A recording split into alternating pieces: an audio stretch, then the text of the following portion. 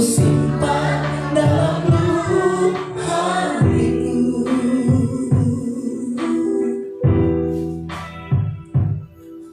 Lewati setiap masalah, tiap tetes air mata dalam hidupku.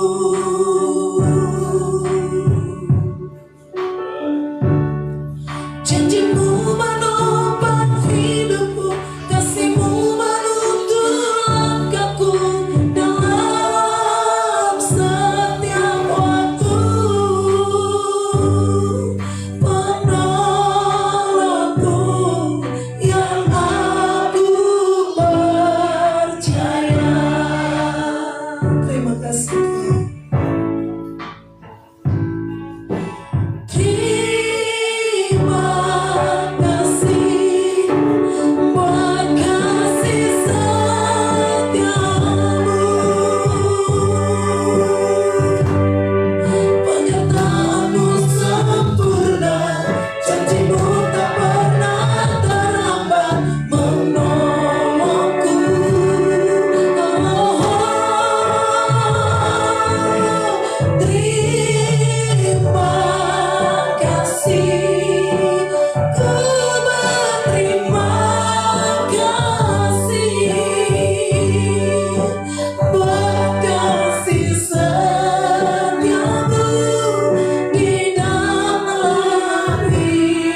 hidupku. Terima kasih Tuhan Yesus.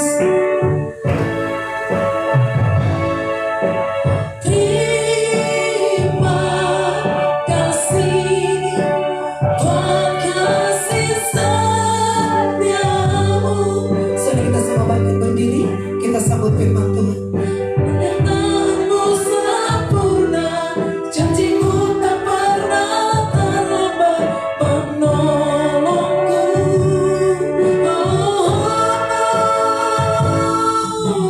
Terima kasih. Kami serahkan kepada Tuhan. Ku berterima kasih buat kasih setiamu di dalam hidup.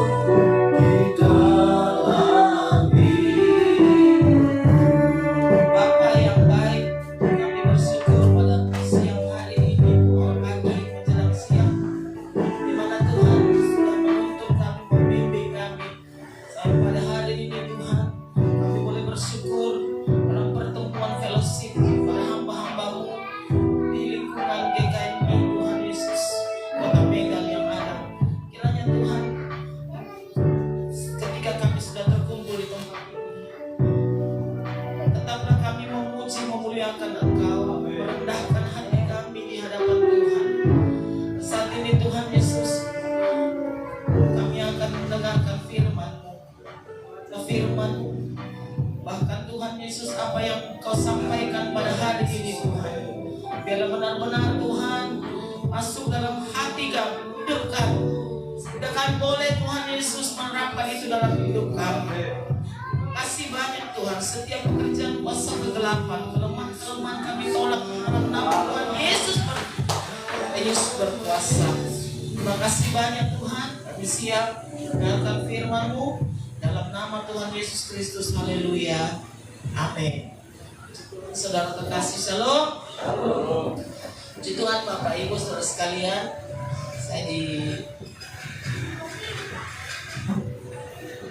kesempatan kepada pengurus, di mana saya boleh membagikan kebenaran firman Tuhan, sharing ya, di mana kita semua yang ada di tempat ini para hamba-hamba Tuhan, dan saya bukan mau menggurui, tetapi kita sama-sama diajar oleh Roh Kudus untuk sama-sama dibekali oleh kebenaran firman Tuhan. Saya memang agak kurang enak badan, batuk ya, tetapi pas saya disuruh, kebetulan saya baca firman Tuhan yang akan kita sampaikan pada hari ini. Jadi saudara kekasih, tidak berlambatan saya akan baca firman Tuhan yang terdapat dalam Lukas 17. Lukas 17 ayatnya yang ke-10, yang sebenarnya kita hanya baca yang ayat paling terakhir, tetapi biarlah sama-sama kita baca.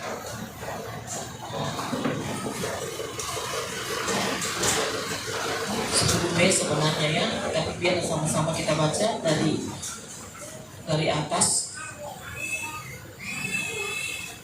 Lukas 17 ayat 10 sudah dapat semua, mari kita sama-sama baca 1, 2 ya. Demikian jugalah kamu apabila kamu telah melakukan segala sesuatu yang ditugaskan kepadamu, hendaklah kamu berkata, kami adalah hamba-hamba yang tidak berguna. Kami hanya melakukan apa yang kami harus lakukan. Saudara, puji Tuhan, kekasih Tuhan, yang saya dapat firman Tuhan ini yang berkata, kami hanya melakukan apa yang kami harus lakukan. Jadi saudara kekasih, ketika disampaikan oleh Bapak Herman saya harus melayani, saya pikir ya ini apa yang harus saya lakukan, yang harus saya lakukan ya sebagai hamba Tuhan. Saudara, memang sungguh bukan hal yang mudah ya sebagai hamba Tuhan. Sudah tentu dalam situasi apapun kita harus menunjukkan bagaimana kita sebagai hamba.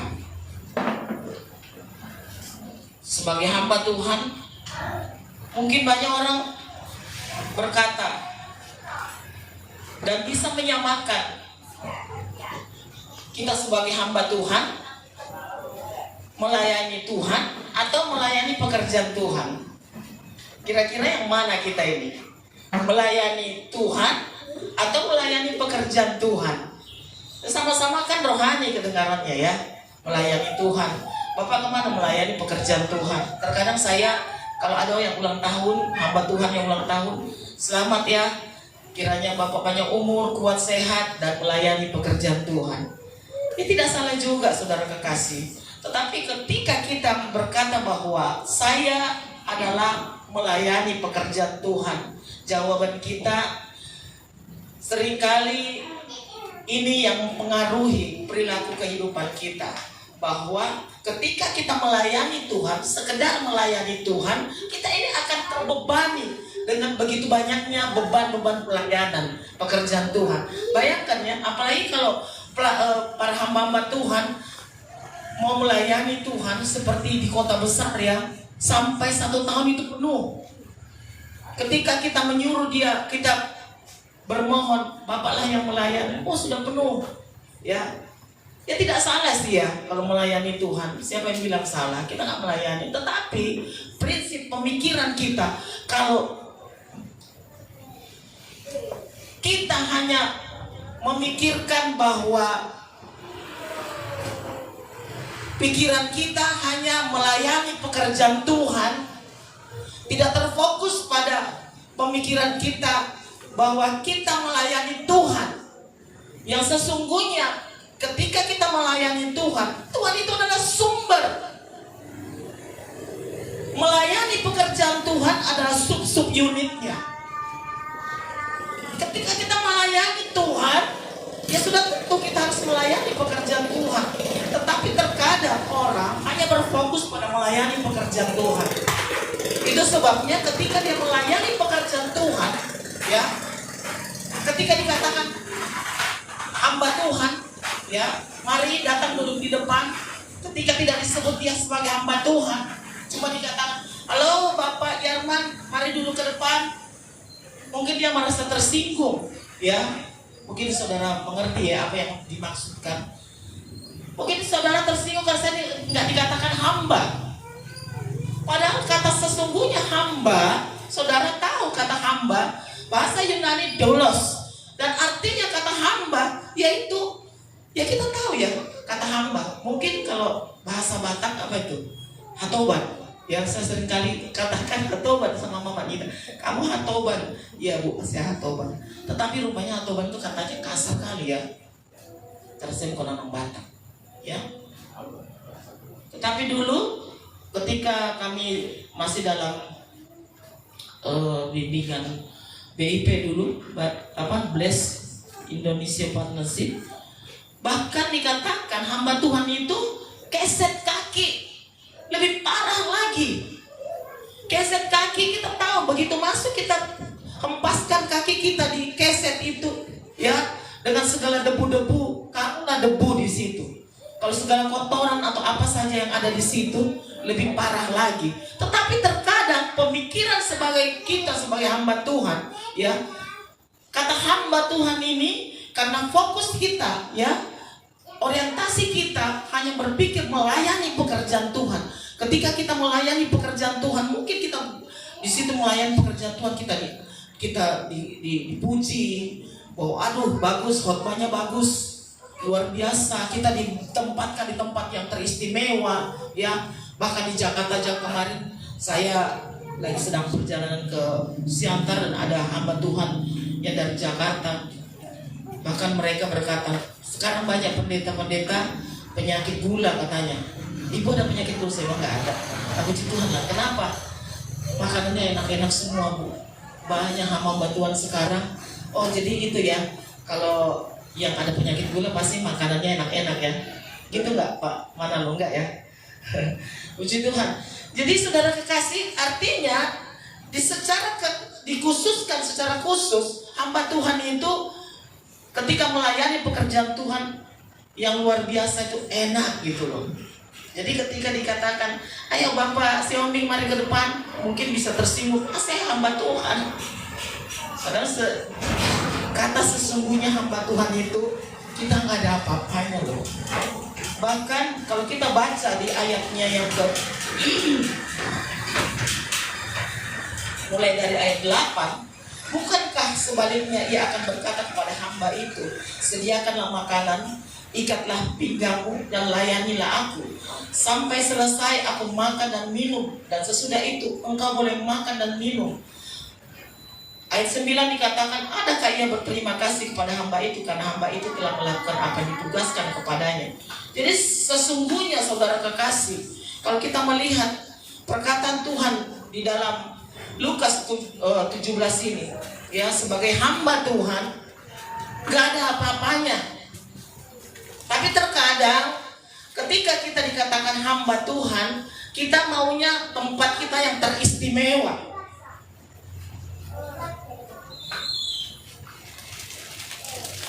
Itu yang mempengaruhi perilaku kita. Karena apa? Karena kita seringkali hamba Tuhan, fokus kita untuk melayani pekerjaan Tuhan. Rasul Paulus dikatakan dalam 1 Korintus, ya, ketika kita melayani Tuhan, ya, sebagai hamba Tuhan,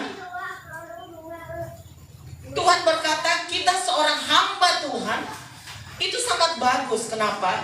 Kita memberikan komitmen kita untuk melayani Tuhan. Tadi saya katakan bahwa melayani Tuhan adalah ketika kita tahu kita mengasihi Tuhan, melayani Tuhan. Sudah tentu kalau kita melayani Tuhan, apa yang kita layani sudah tentu pekerjaan Tuhan, jiwa-jiwa atau apa saja, ya. Tetapi terkadang terjadi perselisih paham di antara jemaat, di antara para hamba-hamba Tuhan dalam pekerja-pekerja. Karena apa? Terkadang perebutan pekerjaan Tuhan, ya, atau apa saja. Satu contoh saudara kekasih, kami baru-baru melayani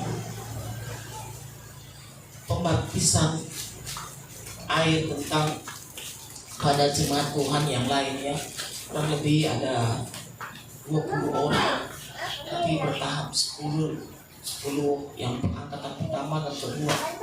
Ada hamba Tuhan yang agak keberatan gitu loh, kami ini apa, kok kami gak dilibatkan gitu loh.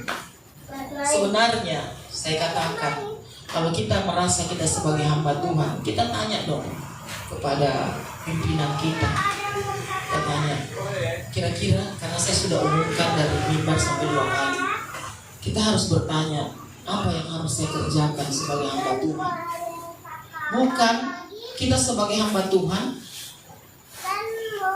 kerjanya itu kita datang, kita bawa seperti bos gitu loh. Kita bukan bos. Amin. Bos kita adalah Tuhan Yesus. Kita hanya melakukan pekerjaan Tuhan. Kalau kita baca tadi firman Tuhan di dalam ayat 10, kami hanya melakukan apa yang kami harus lakukan. Terkadang banyak orang salah paham, saudara kekasih. Saya nggak berbicara salah paham di luar lingkungan gereja kami. Dalam gereja kami aja baru terjadi, ya. Dan akhirnya saya menghibur diri, saya katakan kepada anak saya dan pelayan yang lain, sudah satu orang saja kita bawa kepada Tuhan. Berlaksa-laksa malaikat surga sedang berpesta. Ini 10 orang kita baptis, bawa kepada Tuhan. Sedang bergembira surga, kita juga harus ikut bergembira. Ini pekerjaan setan, gak mau lihat ada satu pertobatan, yang ada jiwa yang kita bawa kepada Tuhan. Kelihatannya dia sebagai hamba Tuhan, sebagai pengerja, ya saya terus terang aja saudara kekasih, sebagai pengerja, sebagai hamba Tuhan. Tetapi kalau tidak mendukung pelayanan pekerjaan Tuhan, tidak mendukung program Tuhan, proyek Tuhan, itu bukan hamba Tuhan namanya. Tidak tulus melakukan pekerjaan Tuhan, cuma mau melayani pekerjaan Tuhan. Kenapa? Seringkali ya melayani pekerjaan Tuhan enak, dibuat yang terutama, makanan aja maunya yang utama. Seperti saya katakan tadi, kemarin saya baru pulang dari siang sama hamba Tuhan. Sekarang belum, apalagi Jakarta, kata pendeta itu. Kenapa itu Pak? Ya pendeta-pendeta ini kan dikasih makan-makan enak. Apakah itu tujuan utama kita tentang daging? Apakah tujuan kita mengumpulkan harta di dunia? Yang kata firman Tuhan, ngengak dan karat akan memakan habis, tapi kumpulkanlah harta di surga yang tidak akan habis, tidak bisa dimakan apapun. Harta di surga itu apa? Kita seringkali bernyanyi, ku tak membawa apa? Kita bawa hati hamba, saudara. Kita cuma punya hati hamba. Amin. Kita cuma punya itu. Jadi kalau kita cuma punya itu, kita tidak akan berselisih. Tidak ada perselisihan. Kenapa? Tidak ada yang kita rebut di dalamnya. Tidak ada yang kita rebut. Dalam pelayanan pekerjaan Tuhan, apa yang mau direbut? Memang waktu kalau ada salam-salam, orang tuanya suka kasih. Kalau habis dibaptis, orang tuanya suka kasih salam. Saya nggak lihat itu, saudara. Bahkan saya kasih kepada hamba Tuhan yang melayani. Orientasi kita nggak ke situ, saudara. Kita sebagai hamba Tuhan. Mari kita hanya melakukan apa yang kita harus lakukan. Gak ada yang perlu kita ributkan. Apalagi organisasi kita yang kecil ini. Sumatera Utara aja kecil. Kalau di Manado, saudara, Manado, Makassar banyak. Jalan satu lorong GKMI bersaing dengan GPDI. Jalan satu lorong GKMI, jalan satu lorong GKMI. Sulawesi Utara ya. Sini aja yang apa yang harus direbutkan sehingga membuat perselisihan sampai maki-maki, sampai keluar kata-kata yang tidak wajar harus kita sampaikan. Kita sebagai hamba Tuhan, apa yang kita mau protes?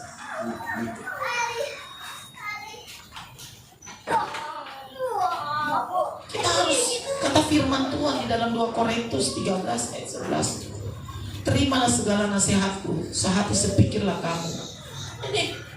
Ini yang disampaikan oleh Rasul Paulus. Hiduplah dalam damai sejahtera, maka Allah sumber kasih dan damai sejahtera akan menyertai kita. menyertai kamu. Itu memang di dalam firman Tuhan diingatkan dalam 1 Korintus atau 2 Korintus, Chloe memberitahu kepada hambanya Rasul Paulus bahwa ada satu perselisihan di jemaat ini. Sehingga kan di situ terkenal bahwa ada pihak memihak. Aku memihak Apolos, aku memihak Paulus. Memihak-pihaknya nggak salah, tetapi ketika terjadi perselisihan itu jadi salah. Satu berkata bahwa aku berpihak kepada Paulus karena Paulus luar biasa ketika melayani 2.000-3.000 orang bertobat, baptis, kenal Tuhan. Tapi kita melihat yang sebelahnya, Apolos. Wow, ini kalau berkhotbah luar biasa, orator yang terbaik. Aku pihak dia aja. Dia kalau khotbah nggak ngantuk, nggak buat kita ngantuk, enak. Gak jadi masalah, saudara kekasih. Tapi yang jadi masalah ketika ada perselisihan di dalamnya. Itu sebabnya firman Tuhan katakan sehati sepikirlah. Kalau kita mau maju pelayanan pekerjaan Tuhan, ketika kita mengasihi Tuhan, kita rindu melihat pekerjaan Tuhan maju di kota Medan ini.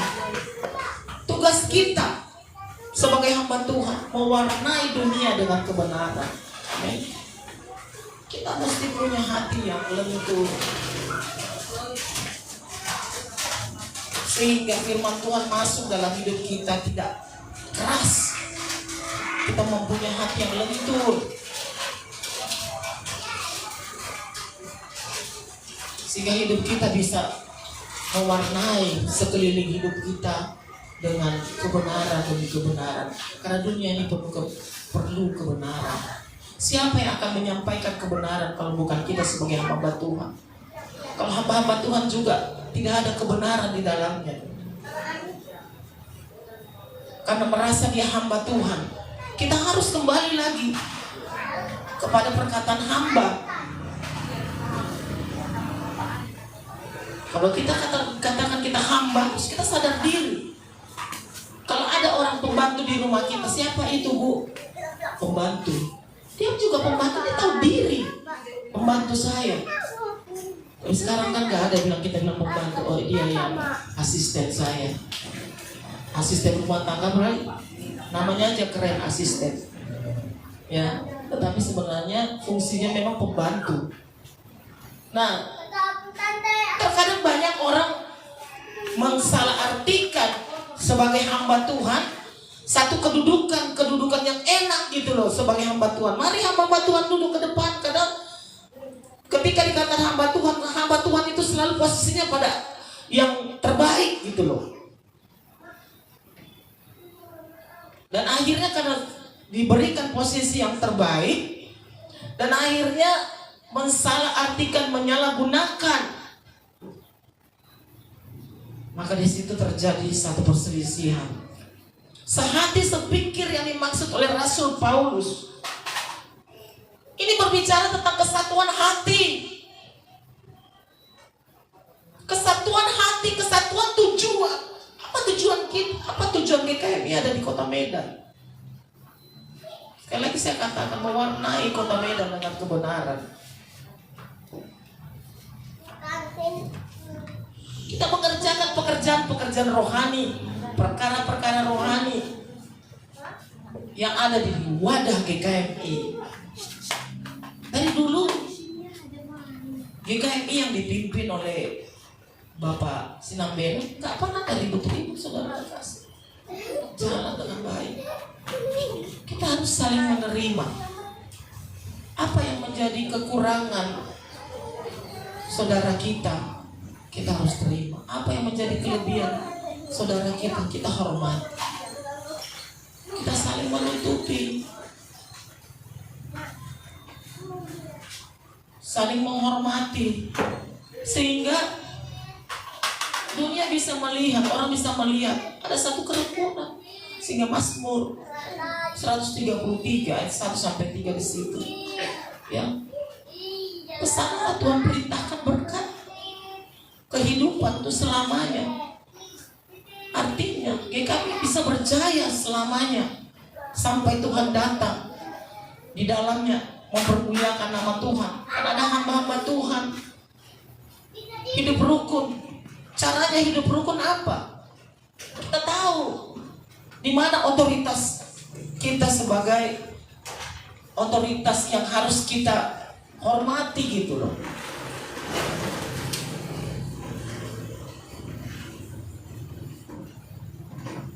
Bagaimana kita harus menghormati, bagaimana harus kita mendahulukan.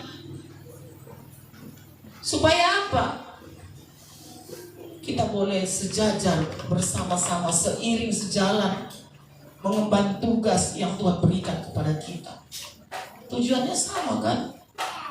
Untuk melayani Tuhan dalam pekerjaan Tuhan. Musik juga, bukan karena dia segagah-gagahan, dia pintar main musik.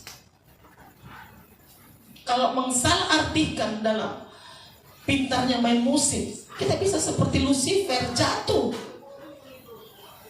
dengan kemuliaannya, menganggap diri sudah hebat.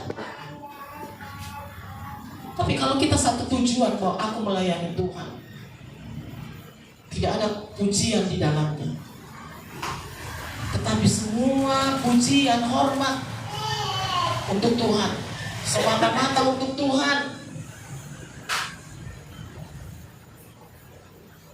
Dikatakan Efesus 4 ayat 1, Rasul Paulus berkata bahwa sebab itu, ini banyak nasihat-nasihat Rasul Paulus pada jemaat, pada hamba-hamba Tuhan. Efesus 4 ayat 1 dikatakan, sebab itu aku menasihati kamu, aku orang yang dipenjarakan karena Tuhan. Dia merasa terpenjara oleh karena Tuhan.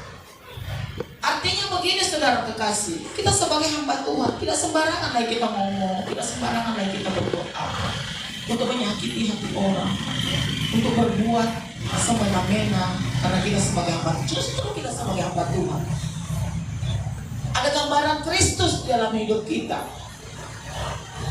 Bagaimana gambaran Kristus dalam hidup kita? Itulah yang kita gambarkan untuk dunia. Inilah Kristus yang sedang ada di dunia ini. Rasul Paulus katakan orang yang dipenjarakan karena Tuhan, dia terpenjara karena Tuhan. Secara fisik, secara rohani dia sudah kena penjara, ya. Dan akhirnya dia berkata, supaya hidupmu sebagai orang-orang yang telah dipanggil berpadanan dengan panggilan itu, berpadanan dengan panggilan itu. Sebagai hamba Tuhan, berpadanan sebagai hamba Tuhan. Bagaimana harus kita hidup? Saudara kekasih, kalau kita pikir-pikir,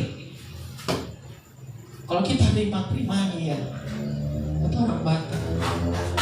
Sebenarnya kita ini bukan siapa-siapa, saudara. Ketika Tuhan angkat, ada satu semboyan berkata bahwa melayani Tuhan bukan satu beban, tetapi kehormatan. Ketika kita melayani Tuhan, Tuhan memberikan kehormatan. Bahkan firman Tuhan menegaskan bahwa hamba Tuhan diberikan kehormatan 2 kali lipat. Kenapa? Karena Tuhan tahu bagaimana kita harus membawa nama Tuhan, pribadi Tuhan dalam hidup kita, dimanapun kita berada. Yang dulunya kita gak ada apa-apanya, saudara. Kalau saya bukan sebagai hamba Tuhan, saya gak ada apa-apanya, saudara kekasih. Dulu memang saya pegawai, saya kerja. Tapi begitu sekarang saya umur 65 tahun, emangnya saya harap apa? Gak ada apa-apa. Pensiunan gak ada apa-apa, gak dipakai orang. Umur 58 sampai 60 sampai 70 tahun, kita belum gak ditergai siapa-siapa. 70 sampai 80 tahun, keluarga nggak ngerti lagi kita. Makanya banyak orang tua-tua dimasukkan ke panti jompo. 80 sampai 100 tahun kita sudah ditolak dunia, nggak ada apa-apanya. Jadi kita harus menyadari, saudara kekasih, kita nggak ada apa-apanya kalau kita mulai melayani Tuhan. Aturan kita duduk tersendiri di tempat tidur atau di mana, di pojok-pojokan, kita berpikir, Tuhan, kalau aku bisa naik mobil, kalau aku bisa makan enak hari ini, kalau aku bisa dilayani hari ini, dan ketika aku dihormati oleh jemaat Tuhan yang ada, Tuhan, siapakah aku ini, Tuhan? Aku nggak ada apa-apanya, Tuhan. Karena aku begitu, aku nangis, berlutut di hadapan Tuhan. Terima kasih Tuhan, aku nggak ada apa-apanya, Tuhan. Untuk membalas kasih Tuhan pun belum cukup. Apa yang aku andalkan, Tuhan?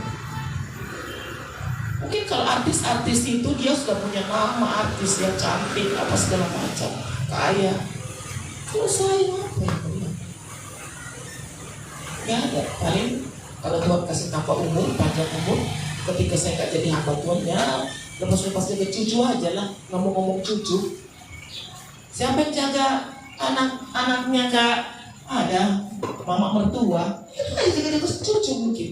Tapi sekarang, ya aku, ya kalau ada pelayanan, anak pun ngerti, nggak disuruh jaga cucu.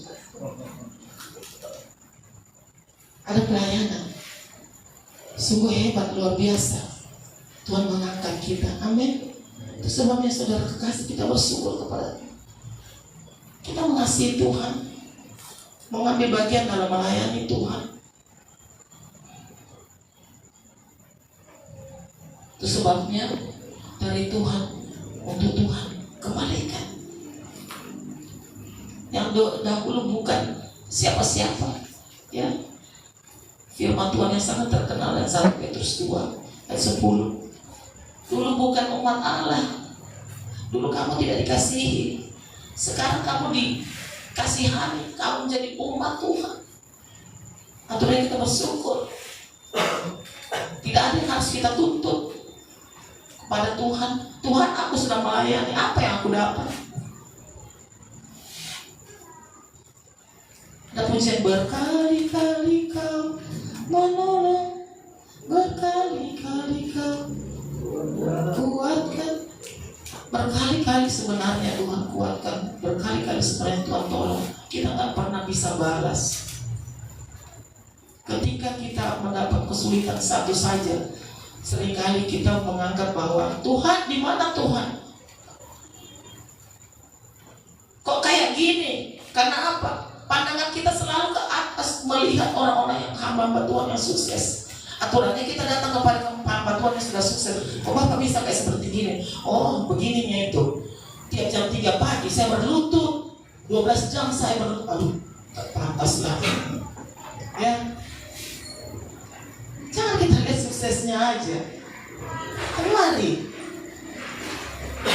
saya mulai menyadari seperti itu, saudara kekasih. Ya.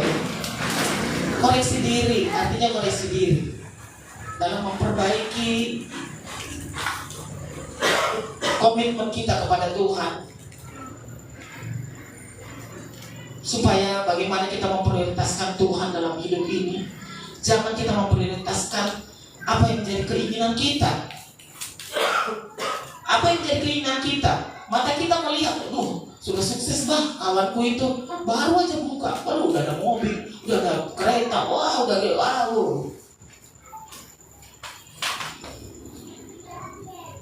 Tuhan itu nggak pernah tutup mata.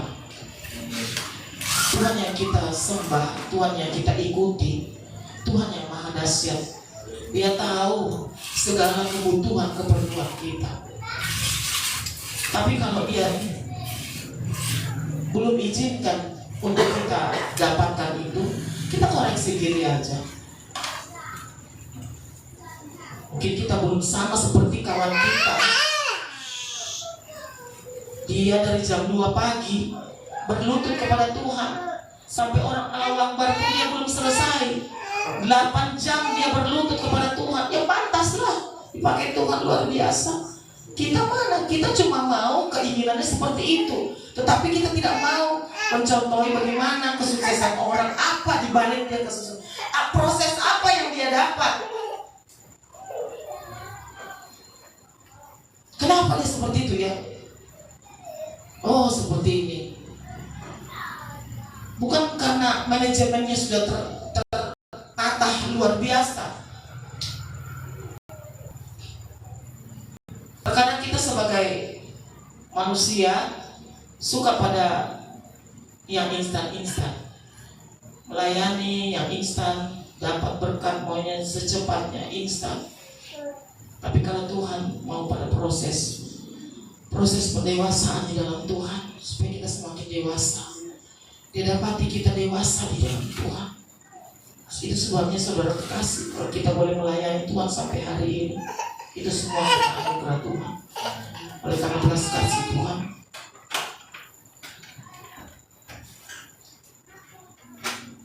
kita boleh menyadari bahwa sama seperti perkataan Tuhan dalam Matius 20 ayat 28, datang bukan untuk dilayani, tapi melayani. Kita sebagai hamba Tuhan dipercayakan Tuhan untuk melayani.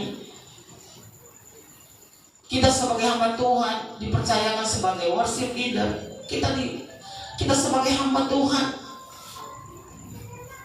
dipercayakan sebagai musik. Ada kita sebagai hamba Tuhan yang mempunyai hati yang lentur, hati yang seperti hamba yang mengasihi Tuhan. Kita tidak menjadi luntur oleh pujian, tidak terkikis oleh hormat, pujian hormat oleh orang, tetapi kita tetap, semakin kita dipakai Tuhan, semakin kita memiliki satu kerendahan hati.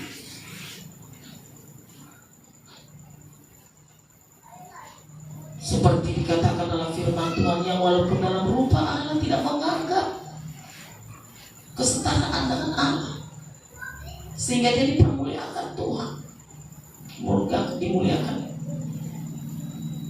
melainkan telah mengosongkan dirinya.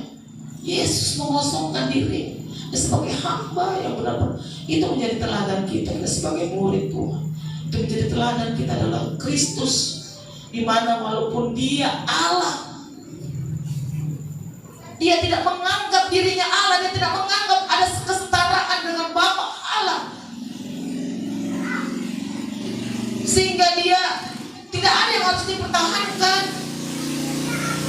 Kalau ada yang kita pertahankan, maka itu seringkali kita berselisih. Saudara, kenapa? Ini jabatanku, kok sudah sama dia? Seakan-akan itu kita pertahankan, makanya itu jadi berselisih, saudara kekasih. Itu milikku. Nggak ada saudara sesuatu di dunia yang menjadi milik kita. Pak Mendroho punya istri, bukan milik Bapak. Ibu dengan Bapak, bukan milik Bapak. Tadinya saya waktu kepergian Bapak, saya sebenarnya sakitnya gini. Tuhan, aku belum ada apa-apanya. Seringkali Pak Maksim seringkali mengajari saya untuk pantasan, dia suka kali ngajari saya mempersiapkan diri sama anaknya gitu loh. Tapi yang diajarkan belum, maksud saya belum mencapai klimaksnya gitu loh. Masih bodoh, masih jauh.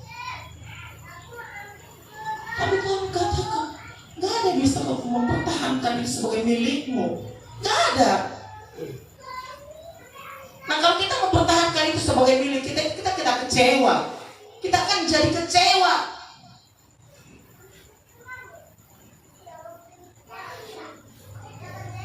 Gampang sakit hati, gampang iri, gampang dengki. Karena apa? Kita mempertahankan itu milik kita. Kembali kita sebagai hamba Tuhan, kita tidak ada apa-apanya. Kita nggak mempunyai apa-apa. Bahkan kalau kita baca firman Tuhan ini ya,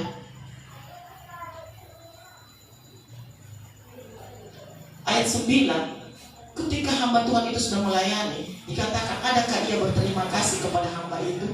Hah? Sudah melayani. Adakah dia berterima kasih kepada hamba itu karena hamba itu telah melakukan apa yang ditugaskan kepada? Enggak ada. Enggak layak hamba Tuhan itu diucapkan terima kasih. Artinya kalau kita ikuti firman Tuhan ini, ketika kita sudah melayani Tuhan, ada orang yang tidak berterima kasih dengan kita. Itu bukan hak yang harus kita pertahankan. Enggak perlu. Kita aja kembali kepada Tuhan. Pujian hormat Tuhan berikan kepada kita. Kita harus punya hati nurani yang murni. Kisah 24 ayat 16. Kita senantiasa berusaha untuk hidup dengan hati murni, nurani yang murni di hadapan Allah, di hadapan manusia.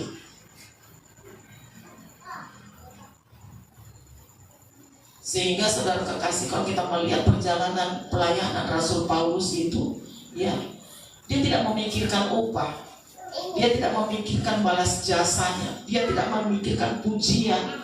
Ya, kalau kita bisa baca itu dalam 1 Korintus 9:17, ya, di mana Rasul Paulus katakan, kalau andai kata aku melakukannya menurut kehendakku sendiri, memang aku berhak menerima upah.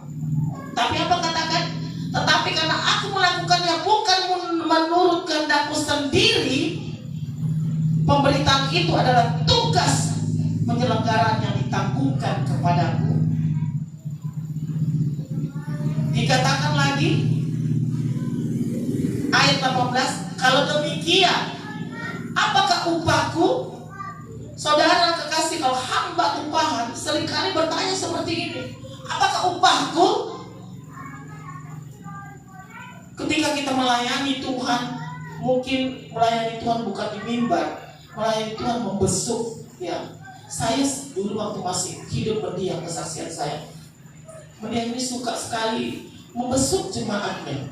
Bukan aku kurang suka, capek enggak naik mobil atau naik kereta, tetapi malas. Tapi saya paksakan juga lah ikut. Ayolah, gak enak. Ibu tuh janda. Ayolah, ikut. Ya, saudara kekasih. Tapi luar biasanya saudara kekasih, seringkali kami mengadakan kunjungan seperti itu. Saudara tahu, saya sih gak mikirkan upahnya ya, karena saya tahu ketika kita mengunjungi besok itu kunjungan, memangnya ada upah kan? Gak ada ya. Saya nggak pikirkan itu, tapi ya ketika kita tulus melakukan itu, saudara tahu, Tuhan menyediakan upah yang luar biasa di luar pikiran kita. Pernah saudara kekasih pulang dari besok, ya, kunjungan kepada keluarga, ya, udah begitu, dia katakan, ayo kita makan, lapar aku.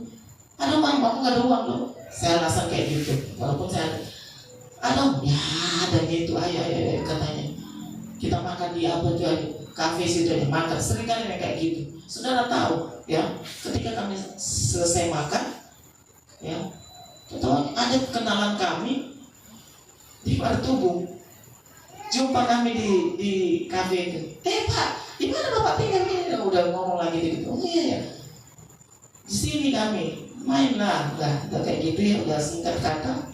Udah mau pulang kami, mereka pulang. Kami udah makan, udah mau bayar. Udah dibayar, Bu. Sama siapa? Itu ibunya. Saudara tahu itu tetangga kami orang Islam. Di Martubung itu kompleks kita tinggal dulu kan banyak yang Islam. Tuhan mampu menjamin hidup kita seperti Nabi Elia. Ketika dia menyingkir, dia mampu.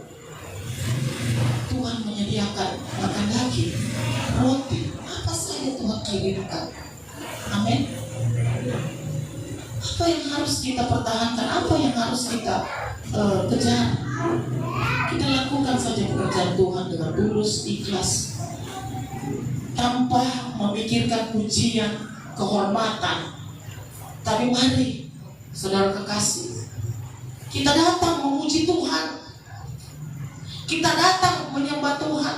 Kita datang melayani Tuhan, pekerjaan Tuhan.